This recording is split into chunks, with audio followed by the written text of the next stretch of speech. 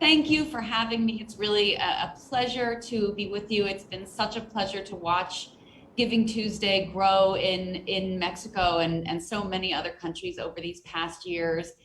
And I think that there's certainly a lot that I've learned from watching the growth of Giving Tuesday that I want to share with you in case it's useful, even if it has nothing to do with Giving Tuesday itself or 𝗚𝗲𝗱𝗲𝗏. I think that Giving Tuesday has really shown us in many, many ways how the world is changing and how power is changing and how giving and generosity and social innovation are changing.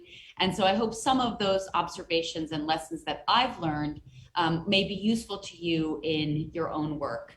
And especially right now, I think the world is in such a moment of incredible sweeping change. And I read an article earlier in the pandemic that some of you might have read by the writer Arundhati Roy. She's Indian, and she wrote about the pandemic as being a portal or a doorway from one era to a next, and that we have a choice of what we choose to carry through that doorway to whatever the next phase of the world is, and what we can leave behind.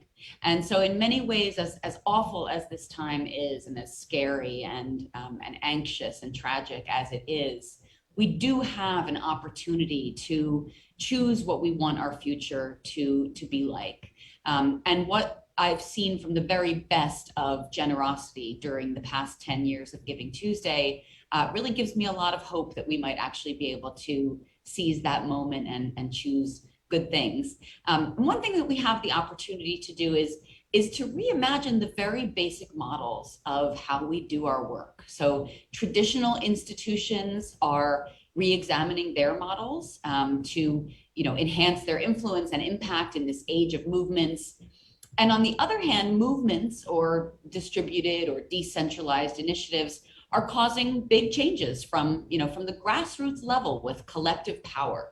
So how can institutional approaches be integrated with movement approaches for the most inclusive, most engaging, and most participatory path to whatever it is that we consider success to be? We have a really rare opportunity to let old paradigms shift or fall away and to envision a new future for ourselves and our work and our commitment to change. So little bit of background about Giving Tuesday before I sort of talk a little bit about the lessons learned from it, so that you sort of have a big picture. Everyone knows a small part of Giving Tuesday, but only a few of us have seen the entirety of the very complex organism that it actually is. So Giving Tuesday was created in 2012, meaning this is going to be the 10th Giving Tuesday. And it was created as a very simple idea, one day a year that encourages people to do good, to give back in whatever way is most meaningful for them.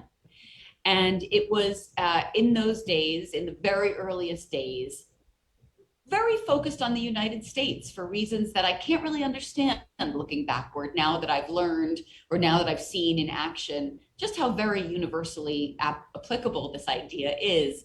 We just didn't know any better. And it was at the very beginning of really understanding how quickly good ideas can cross borders. And so right away, we saw this tremendous outpouring of celebration of giving. These are all pictures from the very first Giving Tuesday in 2012. And the feeling of, I don't have $1 million, I'm not a billionaire or millionaire philanthropist, but I have a lot of power. I can change lives on Giving Tuesday and every day, really made us realize how powerful this idea was. And over that 10 years, the idea has grown to be a globally distributed movement and community that inspires millions of people to give, to collaborate, and to celebrate generosity in all kinds of ways. And I think really importantly, one of the things that it does is to democratize philanthropy, which has really in many ways become the almost exclusive province of the rich and the powerful. But philanthropy simply means love of humanity, and it is within anybody's power to manifest that, to exercise that. So Giving Tuesday is is based on the belief that everyone everywhere has something to give, and that everyone everywhere has something that they need. So every act of generosity counts. It is completely cause and issue and platform agnostic. And people and organizations all over the world bring their own passions and beliefs to the movement, along with their own ways to give. We're now 78 countries strong, really a celebration of this universal value of generosity. There's not a culture, not a religion in the world that doesn't recognize generosity as being a core value to human nature, to society, to civic participation, to civil society. And at the same time, it's completely unique in different contexts and utterly recognizable to anybody who's human. So this is a picture from last year's Giving Tuesday Now in Mexico. Giving Tuesday Now was a special edition of Giving Tuesday that we stood up just in recognition of the terrible suffering of the pandemic. And in terms of growth, it's really extraordinary how much it's grown. So we're now at 78 countries strong. We grew from only the United States in the first year. By 2016, we were in 20 countries. So more and more countries join every single year, and they are free to do their Giving Tuesday campaigns in whatever way is most meaningful to them. And Giving Tuesday also unites very local communities. And one of my favorite things about the movement is that it can be so global and yet also so local at the same time. And I think that we've seen that during the pandemic almost more than any other time, that communities are coming together to take care of their neighbors, their friends, their family, the strangers in their communities as well, in all sorts of ways, which is very, very heartening to see. In terms of money, which is not how we measure Giving Tuesday's importance, but is important to look at, because obviously monetary giving has real important impact for nonprofits, for communities, for individuals and families in all sorts of different ways, both in terms of immediate crisis and in all kinds of other ways as well. And on Giving Tuesday last year, $2.47 billion was donated. This is just in the United States, where it's just easiest to measure the money raised, and then an additional 500 million on Giving Tuesday Now. This is mostly money given by people who are giving $100, not $100,000, not $1 million. So these are regular people like you and me. These are regular people just giving whatever they can to help bring healing and hope to their communities. And so it's big, and many people see it as a fundraising day, and it is very successful as a fundraising day, and it's very successful as a day that raises awareness for the good work of civil society. And it's also much more than that. It's a year-round movement. It's a global call to action. It is a generosity movement that gives agency and power to anyone who wants to take part, and focuses on the notion that everyone has something to give. So it's creating a movement that millions participate in, and it is not at all led from the top. So let's talk a little bit about why all of this even matters. Even if you never think about Giving Tuesday ever again, there are some really interesting foundational principles that have made it a success. And in this defining moment as a society, as a social sector globally in every single country, we're all searching for answers. We're all trying to learn all the lessons we possibly can that will lead to success and impact in the future. There are, multiple broken systems that are converging. So what have we learned that can help us create a path forward to address equity and justice and empathy and more through generosity? How can we as leaders in social innovation create more communities and more leaders? So how can we create more movements that are what we call leaderful? Some movements are leaderless. They don't have any leaders at all. We think always about creating more and more social sector and social innovation leaders. And one kind of action simply isn't going to be enough. There's room and there's need for all types of collective action, and movements help build community and inclusion. So this movement has increased so exponentially, first of all, because of lots of our core principles, and I'll talk about just a few of them. But really, it is at its very heart driven by this interconnected network of leaders, hundreds of leaders in their communities, adapting Giving Tuesday to look like whatever they think Giving Tuesday should look like in their own communities, whether that is a whole country or a small town or a coalition built around an identity or a cause or a culture. These are all different kinds of people. They are community organizers, they are nonprofit leaders, they are coalition leaders, they're activists, they're social justice leaders, they're young people wanting to make a difference, and they all come together to do this work. And the model looks something like this: networks upon networks upon networks that work together generatively to interconnect, to learn from one another, to generate more giving, to generate more learning. And you can see the amazing scale and replicability that comes from that model. And it feeds on itself in an ongoing way all the time, getting bigger and bigger, and at the same time, deeper and richer and more meaningful. So the first principle that I would touch on, probably the most important one, is this idea of co-creation and co-ownership. And those might seem like they're exactly the same thing, but they're not. Co-creation is obviously people creating something together, right? Rather than one person, one entity, one powerful room, right? It is collaborative innovation. So ideas are shared and improved together rather than kept to oneself. And it requires communities of practice who share common goals, common visions, but have the autonomy to pursue those visions in their own unique ways. So co-creation is the first step in that, but co-ownership is the second, the autonomy to pursue those visions in their own unique ways. And those communities of practice are driven by transparency, by cooperation and collaboration, by shared governance. That means everyone decides what the rules are. Everyone decides what the norms are and the behaviors are. So there's a balance between autonomy and accountability to others in the community of practice. There's a balance between one's own agency in adapting an idea in whatever way, and also a feedback loop of constant learning and mutual support.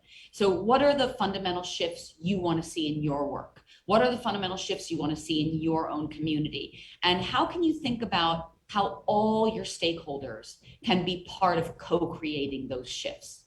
What is it that you want to build together? And are you willing to build it together? Because the traditional way of doing things is simply you decide what change it is that you want to see, decide how to get the most power in order to affect those changes, and then make the rules for everyone else. So co-ownership is a very, very different kind of principle, and it comes with its risks and its difficulties, and that's why it's so rare to see. It's not the common way of doing business. And one way that I love to look at the Giving Tuesday idea of co-ownership is when you look at all of the different logos of the different countries that are involved with Giving Tuesday and have their own country movements. What you see is, we've called this a few different things. One of the things we call this is mission over brand, which means we are all in this because we are pursuing a shared vision. It is not about our own personal egos. It is not about our own organization's branding or marketing or logo placement. And yet there is the autonomy to decide on those things. And so when we welcome a new country into the Giving Tuesday movement, we say, create your own content, your own assets to look like whatever you feel is appropriate.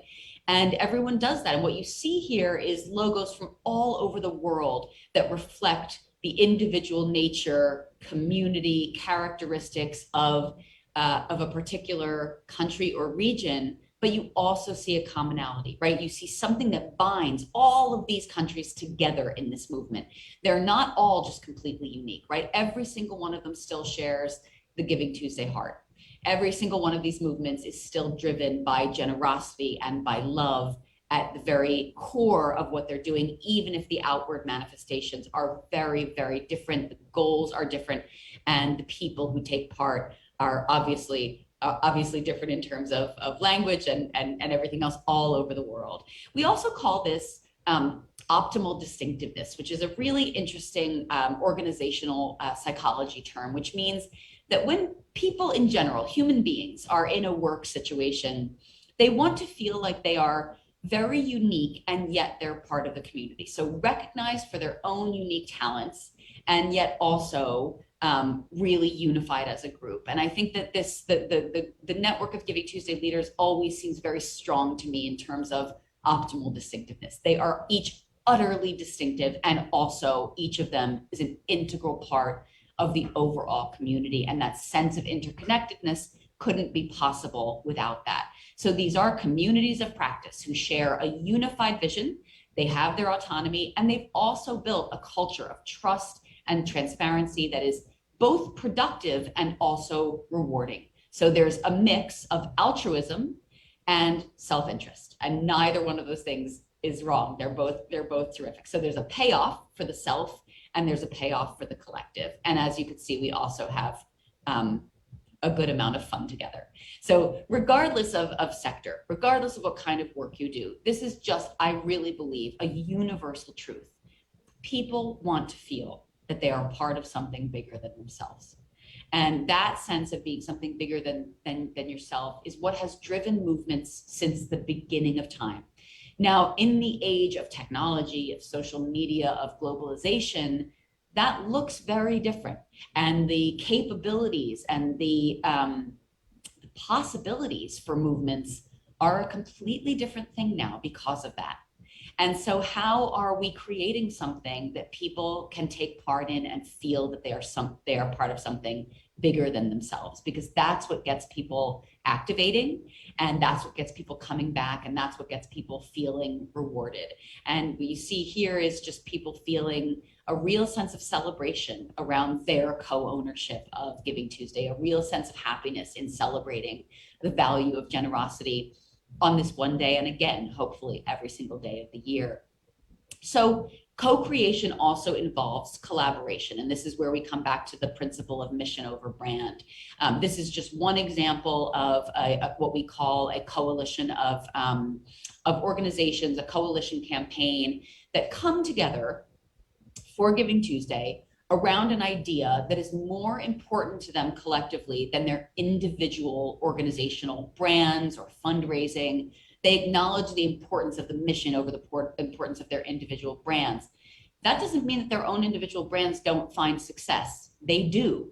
That's the thing about collaboration, is that outside the collaboration, people respond to that. They are moved by that much more than they are by the kind of top-down corporate branding that really defined the previous generation of campaigning or marketing. That's just not what people respond to anymore. And so when people see these kinds of collaborations, they're drawn to the cause, to the issue, to whatever effort it is. The next principle that I would just talk about is collective action, which is very related to co-creation and co-ownership, but is a different thing. This relates more to the people that take part in whatever it is, in this case, Giving Tuesday, not the people who are leading and creating those efforts and opening the space and the platform for the people to take part. That work can be done. You can co-own and co-create a beautiful idea, but how do you get people to take part? And the secret behind why people take part in Giving Tuesday is, this is a little simplified, there's many reasons that people take part in Giving Tuesday, but I think the main reason is that they're doing it together. So giving as a solitary act is not unrewarding, it's very rewarding. But giving as an act that you're doing with your own community and with a global community, with all of humanity at the same time, is rewarding in a completely different way. It is rewarding 100 times, 1,000 times as rewarding. And this is not only true with Giving Tuesday. We see this with movements everywhere we look now. So even if we are an organization, not a movement, how can we take part in that broader truth, which is that people want their voices to be unique, but part of many voices together creating real and lasting change. So we are, in the United States, we are a very individualistic society, and that has some real benefits. And it also has some real drawbacks that we see and that we've really seen starkly as a result of the pandemic, that there simply aren't enough mechanisms to keep communities safe and thriving and to keep people from falling through the cracks. Collective action in an individualistic society counters some of those forces. So it not only helps to right some wrongs, but it forges important human connections and it increases civic participation. So this is not only true in the social justice space or in the nonprofit world. This is a basic human need and a basic, I'm sorry, forgive my dog in the background, and a basic societal truth. So in your own work, how can you leverage collectivity to drive toward your own desired goals? And then nearly finally, the idea of power, which we always have to confront, and the idea of to achieve real co-ownership, to achieve real co-creation and real collective action, power simply cannot be hoarded at the top, not of an individual organization, not of an individual government, not of a movement. It has to be distributed. And so in what ways are you giving others more agency? It can be one of the most difficult things to do. Nobody wants to give up power. And yet it's when you do that, that you find that you can achieve real scale and real impact and real equity and inclusion as well. So one thing that we recommend is to look for your super participants. So, Giving Tuesday in Mexico is led by one of our super participants, Anita, who is passionate about driving change in her own world, in her own community. And so how can you really share the ownership of whatever it is you're doing with those people who really care, and then really let them do whatever it is that they feel is right with that idea, tolerate risk and even tolerate failure and just to generate that next step, whatever that next step might be.